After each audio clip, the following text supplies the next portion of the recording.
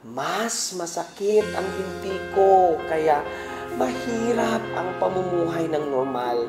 Alam kong abala ang mga anak ko sa pagpasok sa trabaho, pag-uwi para maglinis, magluto at mag-asikaso, pero wala akong magawa sa sarili ko.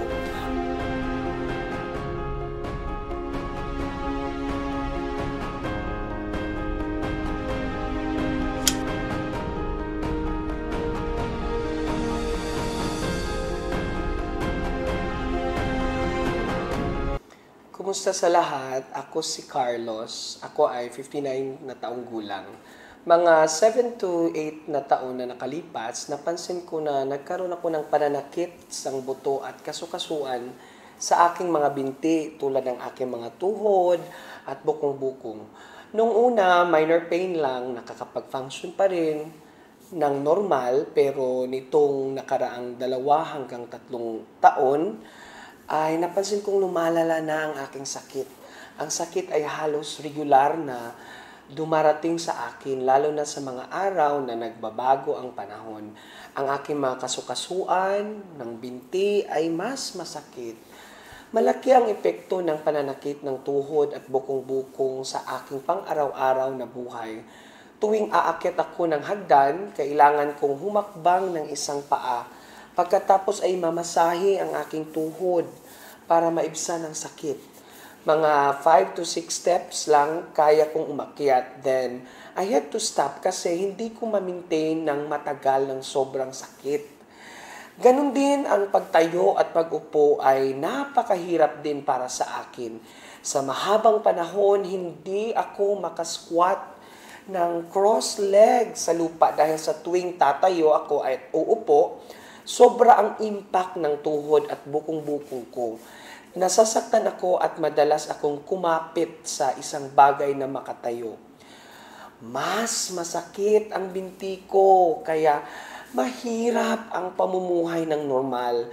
Alam kong abala ang mga anak ko sa pagpasok sa trabaho, pag-uwi para maglinis, magluto at mag-asikaso, pero wala akong magawa sa sarili ko.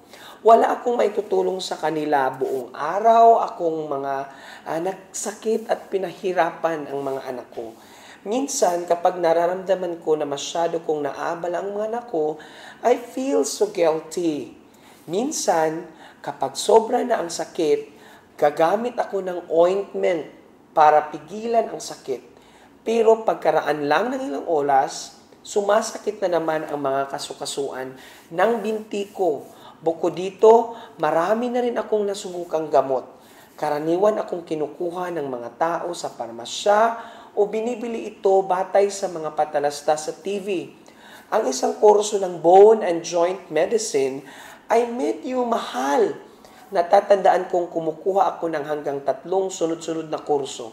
Ngunit napagtanto ko na pareho lang ang epekto nito sa isang pain reliever na karaniwan kong ginagamit na walang kasing daming epekto gaya ng ina-advertise. Noong nakaraang Mayo, binilhan ako ng aking anak na babae ng 2 kahon ng gatas ng Halen Cancy Gold bilang regalo. Sinabi ng aking anak na babae na isang magandang produkto ng gatas para sa mga buto at kasukasuan mula sa Estados Unidos.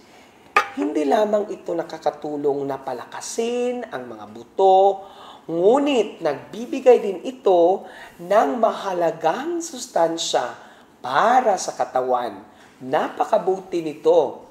Kaya, sinubukan ko ang Halen Cancy Gold ayon sa mga tagubili ng aking anak na babae na iniinom ito 1 beses sa isang araw bilang kapalit ng merienda upang makuha ang pinakamahusay na mga resulta.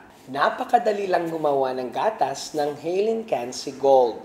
Kailangan ko lang uminom ng 1 tasang tubig na maligamgam, mga 200 ml.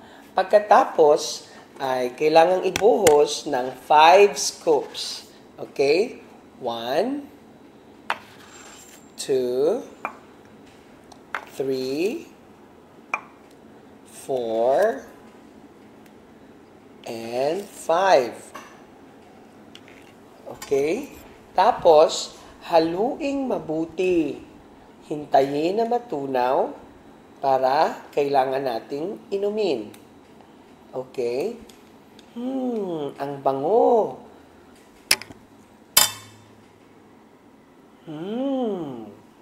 Sarap. Nung una kong ininom, naramdaman ko na ang gatas ay napakasarap.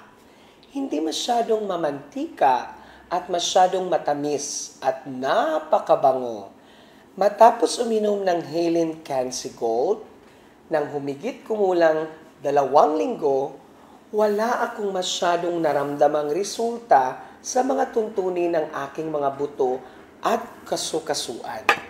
Pakiramdam ko lang ay bumuti na ang kalusugan ko.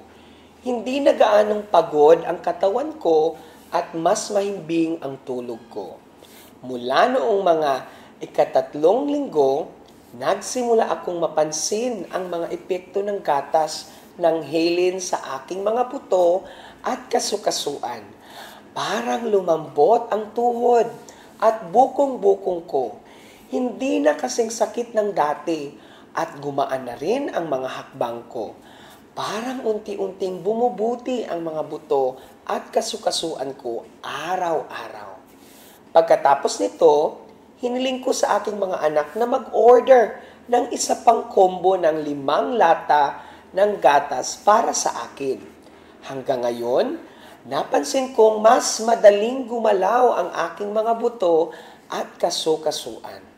Bagaman hindi ako tuluyang gumaling mula rito, nakakalakad ako ng kasing bilis noong bata pa ako. Pero, napakasaya ko sa dami ng naabot nito. Kaya ko na ngayong maglakad, pataas at pababa ng hagdan ng mas flexible. Minsan, kapag nagbabago ang panahon, hindi na gaanong masakit tulad ng dati. Napakasaya ko. Ang gatas ng Halen Cancy Gold ay hindi agad epektibo tulad ng mga gamot. Ngunit, mas gusto ko ito. Feeling ko ang daming pain-relieving effect ng resita na gamot. Kaya lang, first time kong uminom.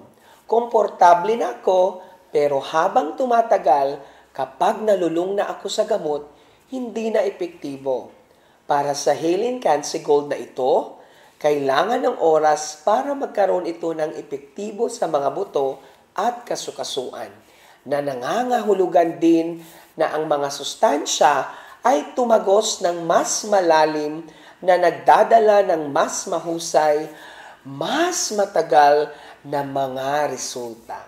Inirekomenda ko ito sa mga marami sa aking mga kaibigan at nalaman kong napaka-epektibo ng gatas ng Halen Cancy Gold na nagbibigay sa akin ng malakas na buto at kasukasuan. Nababaluktot na ng paggalaw at wala ng sakit. Maraming salamat, Halen Cancy Gold Milk. Pinapayuhan ko ang sinumang may problema sa buto at kasukasuan tulad ko na gumamit kaagad ng gatas ng Halen. Naniniwala akong masisiyahan ka tulad ko.